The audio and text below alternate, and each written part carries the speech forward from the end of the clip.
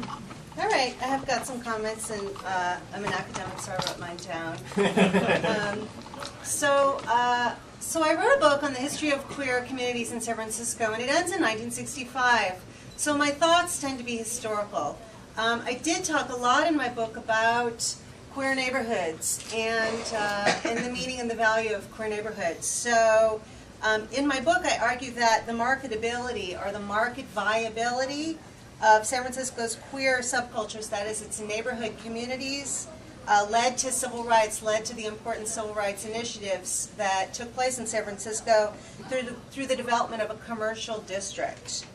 All right, that is a gay spending zone that shifted from San Francisco's North Beach district in the 40s and 50s and into the 60s to Polk Street in the 60s and the 70s, and then shifted again to the Castro and to a lesser degree to Valencia Street in the 70s and 80s. And it was in the Castro district that Harvey Milk got his economic and political support, and you all know this story, and through district elections was able to win election to the San Francisco Board of Supervisors in 1977. So marketplace activity via neighborhoods has set the stage for the assertion of civil rights in San Francisco. That's the argument that I make in my book. And it demonstrates, marketplace activity demonstrates the viability of a political constituency. It's not pure politics, right? It's politics and economic strength. Historically, the marketplace viability emerged out of an interesting overlap between the post-World War I expansion of global markets and the post-World War II reorganization of global capital. That is, between the two world wars, San Francisco worked hard to invest in and trade with Pacific Rim economies. It positioned itself as sort of a global, enterprising economic community. And San Francisco also worked hard to develop itself as a travel and tourism destination. A U.S. travel and tourism destination and a global travel and tourism destination. And these two phenomena, globalization and tourism, are not unconnected. San Francisco's queer nightlife, historically male and female impersonator shows, became an integral part of San Francisco's early tourist economy. When San Francisco began establishing itself as something that was going to draw tourists and develop its tourist economy, the male and female impersonator shows in North Beach were central to that enterprise, as was Chinatown. But queer entertainments functioned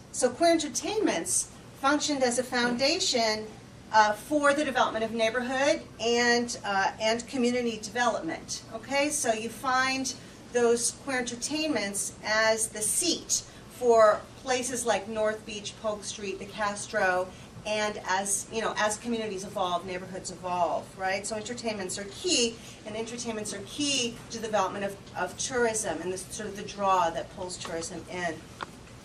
So queer entertainments also emerged as part of a larger process of colonization, that is sort of making the exotic familiar, which stimulated tourist markets, okay? Again, contributed to the formation of neighborhoods, and ultimately involved the reorganization of ideas about political subjectivity and citizenship.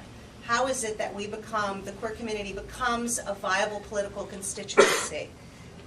So through marketplace activities, queers become lesbians and gay men, right, and bisexuals and transgendered people who vote, hold political office, and represent their constituents to the state. So you have sort of an unknown entity that's exotic that people want to sort of become familiar with through tourism that becomes a viable political constituency, nameable, identifiable. That's the argument that I'm making in my book. So what I'm trying to say is that queer neighborhoods anchor the political power of the city's queer communities, but because of their investment in larger and increasingly larger tourist markets, neighborhoods, because they function as a vortex of consumption, can also transform subcultural communities into commodities.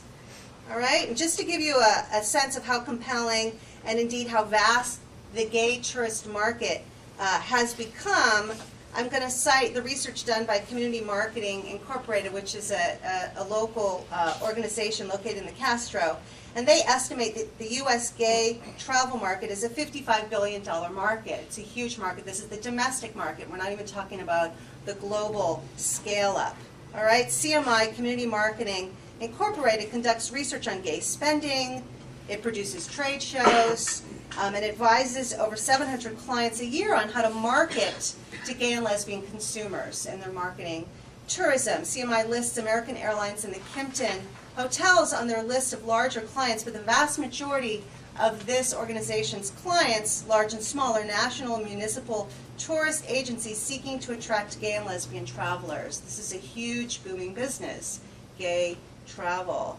And so some of their clients are the French Government Tourism Office, the Greater Miami Convention and Visitors Bureau, the Canadian Tourism Commission, Switzerland Tourism, the Greater Philadelphia Tourism Marketing Corporation, Dallas, as well as the countries of Spain, Tahiti, and Curacao. So they're working hard to build tourism, from their seat in the Castro elsewhere.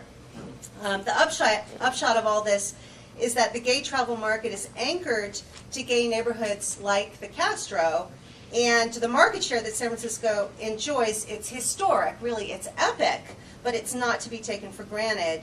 And our mayor, I think, has done quite a bit to secure San Francisco's reputation as a gay-friendly town, and a lot of the marketing that goes on right now is about this notion of gay-friendliness, which is a really interesting term. But increasingly larger numbers of municipalities are entering the race for the gay tourist dollar.